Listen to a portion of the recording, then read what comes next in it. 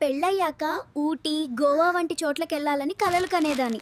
పెళ్లి తర్వాత తెలిసింది డీమార్ట్కి తప్ప ఇంకెక్కడికి వెళ్ళలేనని.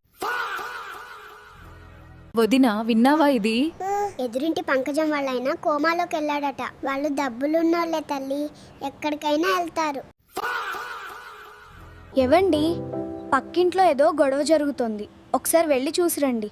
ఒకసారి వెళ్ళినందుకే ఆ గొడవంతా ఏంటే అలా కదలకుండా కూర్చున్నావు? మీరేగా రాయిలా కూర్చోమన్నారు. వస్తే తింగర్దానా, నేను అలా అనలేదేరా, ఇలా కూర్చో అన్నాను.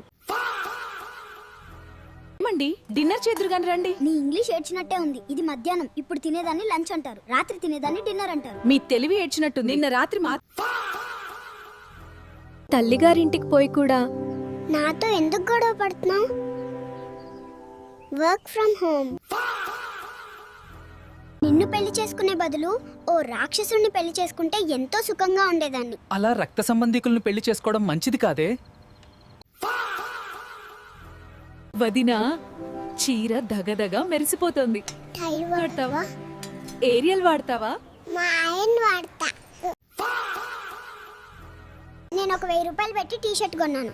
మా ఆవిడ అడిగితే 200 అని చెప్పా. తను నాకు 200 ఇచ్చి నువ్వు ఇంకోటి కొనుక్కో, ఇది మా తమ్ముడికి ఇస్తానంది.